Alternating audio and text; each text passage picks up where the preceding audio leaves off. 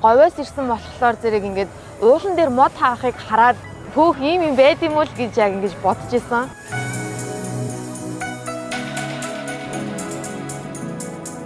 Үндэсний телевизээр гардаг Мазаалын тухай нэг богино хэмжээний Google-тэй кино үзчихсэн мэн их тод санагдсан. Би 6 настай л байсан болоо тэр киног үзсэн чинь нэг юм дотроос ургах шиг болж исэн. Тэр мэдрэмж дотор их хадгалагдчих. Одоо ч гэсэн мэдрэгддэг. Тэр Google-тэй кинон дээр говь нутагт Мазаалай баавгай амьдардаг. Бусад найз нөхдийнхээ хамттай. Гэтэл нэг их гантай 100 болоод хамаг найз нөхд бусад амьтдууд ерөөсөө хойшоогоо дүрвээ. Тэгээд уух ундгүй хатуу ийм шорон шурганы өдөөс тэмцээр агаад тэр Мазаалай баавгай булга болоод булгийн усаар найз нөхдөөгөө ундаалаад буцаад одоо ад жаргалтай амьдарж байгаа тухай өгүүлэгддэг тийм Google-тэй кино байсан.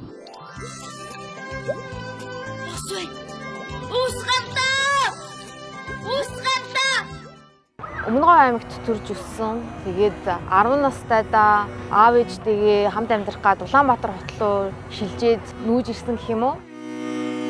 Сургуульд ороод Английн Манчестер хот руу бас санхүү нэгтлэн бодох мэргэжлэр бол сурахаар явсан.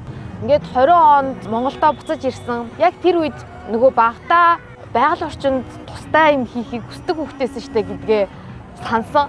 Яагаад ч юм зүгээр Facebook дээрс Мазаалай хамгаалдаг ямар байгууллага гэдэм бол гэж хайгаад говийн Мазаалай хамгаалах санг олж исэн. Тэгээд би очиод нөлөөллийн ажлуудыг хийж эхэлсэн. 2 жилийн дараа говийн Мазаалай хамгаалах сангийнхаа тузын гишүүн болоод тухайн төрийн бас байгууллагыг бас сайн дураараа удирдах ингэж явдаг болсон. Ингээд үүнээс хойш бол байгаль орчиндөө тустай үйлс хиймээр байгаа учраас байгаль орчны одоо судлаач нөхдүүдтэйгээ танилцаад бид бүхэн хамтраад мэдлэгтэй аялагч залуучуудын нэгдэл гэж одоо төрийн бас байгууллагыг хамтран үүсгэн байгуулсан. Манай хамт олонний зорилго бол тодорхой байсан. Энэ бол хүүхэд залуучууд маань байгалаа гэсэн сэтгэлтэй хүн болж төлөвшөөсэй. Том болоод эргээд байгаль орчныгоо хамгаалдаг үйлсийг бүтээдэг хүн болоосоо гэж хүссэн. Улаанбаатар хотод суугаа залуучуудыг эргэн тойронд байгаа ногоон байгууламж руугаа алхаад тэгтээ яг энэ судлаач одоо байгаль орчны мэдлэгтэй ургамал судлаач, шувуу судлаач, шавж судлаач энэ хүмүүстэй хамт яваад байгаль орчны талаар илүү олон зүйлсийг таньж мэдээсэй гэсэн хүсэл эрмэлзлээр бид бүхэн маш олон аяллуудыг зохион байгуулсан.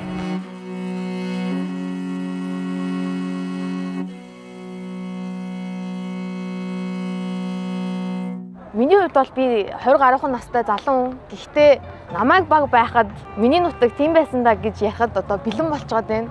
Бидний одоо мэддэг байсан байгаль орчин маань 10, 20, 30 жилийн дараа маш өөр болж хувирах гээд байгаа юм шиг юм айдас бол байдаг.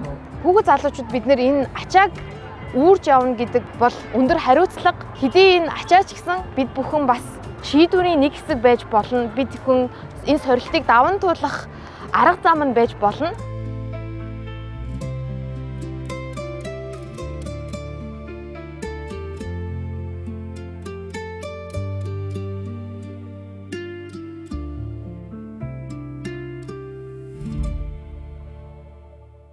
Маш олон улсын шинж чанартай хуралчуулган уулзалтуудад Монгол үндэсний уламжлалт, мэдлэг ахуй, Монгол залуучуудын дуу хоолойг нэтгэж хүргэдэг.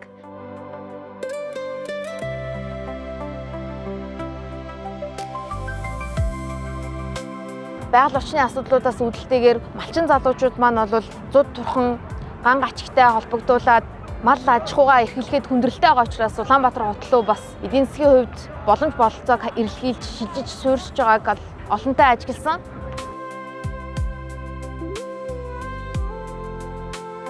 Дэлхийн 40 орчим хувь нь газрын доротол өртөөд байгаа бол 2050 он гэхэд нийт дэлхийн 75% нь газрын доротолд өртөнө. Бид болон бидний үр хоочд маань энэ хүнсний аюулгүй байдал, энэ эдийн засгийн тогтвортой байдал, за дээрэс нь энэ байгалийн онгон дагшин байдал гэдэг зүйлсүүд маань алдагдах нь одоо судалгаагаар нотлогдоод байна. Залуучууд бид нэр өнөөдрөөс эхэлж бодлого тодорхойлолт болон төсөл хөтөлбөр үйл ажиллагаанд гар бие оролцож ирээдүг хамтдаа илүү гэгээлэг, илүү сайхнаар бүтээлцэх хэрэгтэй гэж боддог. Жинхэнэ бодит одоо байдалтай нүүр тулж ээжээж, төсвөр төвчээрээ баталж харуулж ээжээж энэ байгаль орчныг асуудалтай бас амжилттай хамтд нь ингэж өвлж авах хүмүүс учраас залуучуудыг одоо бодлогын төвшөнд оролцоог нь төр засгийн үднээс дэмжиж өгөөсэй гэж хүсдэг. Олон улсын төвшөнд ч ихсэн, засаглалын хувьд ч ихсэн Мөн адил одоо залуучдын оролцоо бол маш чухал.